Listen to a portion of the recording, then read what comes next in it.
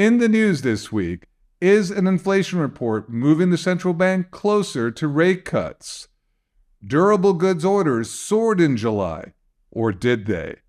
If you don't like the first number, here's a second estimate of GDP growth. And how are consumers feeling? Let's take a look. Before we begin, remember to like this video and subscribe for more economic updates. These days, if a key inflation measure is due to be released, you can bet it's going to be the data highlight of that week. That certainly was the case this week with the release of the Personal Consumption Expenditures Price Index for July. On Friday, the Commerce Department reported that headline PCE, which includes all goods and services, rose 0.2 of a point for the month and 2.5% year over year. The annual rate came in 0.1 of a point slower than projected. As for core PCE, which excludes more volatile food and energy prices, that also rose 0.2 of a point for the month. Annual core PCE landed at 2.6%, slightly slower than the 2.7% rate economists expected. The PCE inflation figures for July are just what the doctor, or in this case, the Federal Reserve, ordered. The central bank is counting on continued moderation in the rate of inflation so that it can see its way clear to lowering interest rates for the first time in more than 4 years. As of right now, the Fed is widely expected to cut rates by at least 25 basis points at its next policy meeting in September. On Monday, the Census Bureau said orders for durable goods soared 9.9% in July, soundly beating the 6.8% increase projected by economists and marking a sharp turnaround for the downwardly revised 6.9% drop in June. But as the saying goes, the devil is in the details, and an examination of the details here suggests a little economic mischief may be at work. A look beyond the headline numbers at core durable goods reveals orders actually fell 0.2 of a percentage point last month. We see this a lot with government numbers and revisions, as they just corrected the jobs numbers by over 800,000.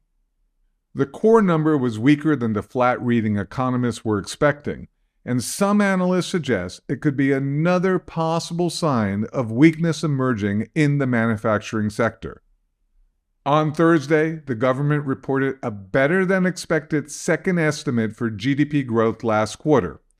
According to the numbers from the Commerce Department, the economy grew at an annualized rate of 3% in the second quarter, which is an improvement from the initial estimate of 2.8% reported at the end of July.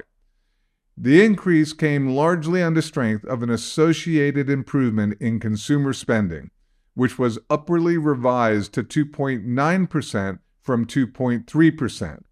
That revision served to offset downgrades in business investment, exports, and private inventory investment.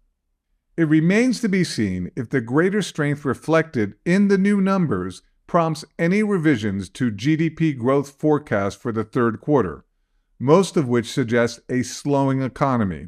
Fannie Mae economists right now project GDP growth in Q3 to decline to 1.9% annualized, while the most recent forecast from the Conference Board says to expect growth to drop to a mere 0.6 of a point this quarter.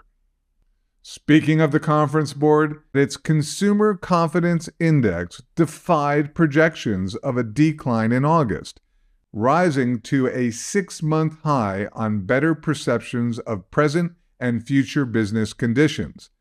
A look at the numbers reveals the index climbed to 103.3 this month from an upwardly revised 101.9 in July. Also notable is where a key component measure of the overall metric, the Expectations Index, landed for the month.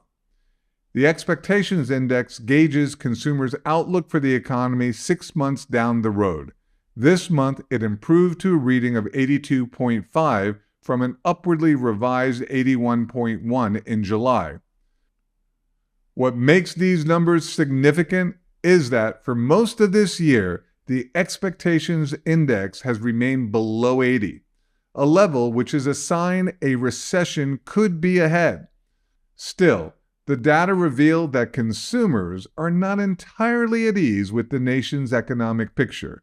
Dana Peterson, Conference Board chief economist, said in a statement, "Consumers' assessments of the current labor situation, while still positive, continue to weaken, and assessments of the labor market going forward were more pessimistic." That's all for now. Make sure to join us on Tuesday because the countdown to the Federal Reserve's policy meeting continues and the data matters. This is Devlin Steele for Augusta Precious Metals, signing out.